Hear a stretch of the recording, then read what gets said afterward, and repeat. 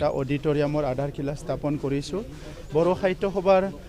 হালবাৰী আমাৰ জিলা কমিটিৰ 50 লাখ টকাৰ এটা অফিচ নিৰ্মাণৰ কাৰণে আধাৰশিলা স্থাপন কৰিছোঁ আৰু আমাৰ যেটো শালবাৰী কলেজত বড'ফ উপেন্দ্ৰনাথ ব্ৰহ্মৰ প্ৰতিমূৰ্তি আজি উন্মোচন কৰিছোঁ এই প্ৰতিমূৰ্তিটো শালবাৰী কলেজত চৌহদত নিৰ্মাণ কৰা হৈছে আৰু কলেজ কৰ্তৃপক্ষক মই ধন্যবাদ জনাইছোঁ আমাৰ বড'ফ উপেন্দ্ৰনাথ ব্ৰহ্মক তেখেতসকলে সন্মান জনোৱাৰ লগতে এইখন মহাবিদ্যালয়ত অধ্যয়ন কৰিবলৈ অহা ছাত্ৰ ছাত্ৰীসকলক বড'ফাৰ সমাজৰ প্ৰতি যি অৱদান জাতিৰ প্ৰতি যি অৱদান হেতু সদায় তেখেতসকলে জনাব পাৰিব আৰু ইয়াৰ কাৰণে মই ধন্যবাদ জনাইছোঁ আৰু ইয়াৰ লগতে আমাৰ চৰকাৰৰ তৰফৰ পৰা দুটা স্মাৰ্ট ক্লাছৰুম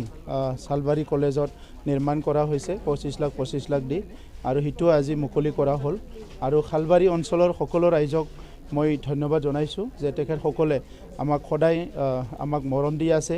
আমাক আস্থাত লৈ আছে আৰু সেই কাৰণে শালবাৰী অঞ্চলত বহুতখিনি কাম আমি কৰিবলৈ পাৰিছোঁ অতি শীঘ্ৰে আমি শালবাৰীত আৰু এটা 5 কোটি টকাৰ অডিটৰিয়ামৰ আধাৰশিলা স্থাপন কৰিম আৰু এই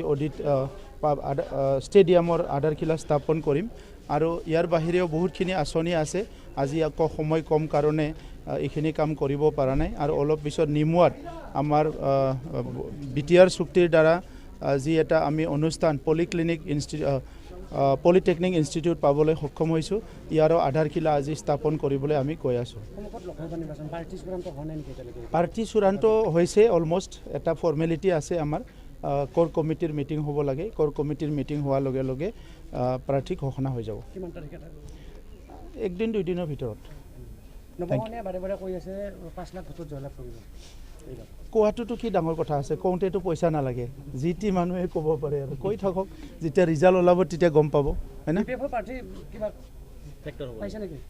মই পোৱা নাই আপোনালোকে পাইছে যদি জনাব মোক এইবিলাক আৰু কি পাতিব লগা কথা আছে যেতিয়া ডিক্লেয়াৰ দিয়ক তাতে চাম ন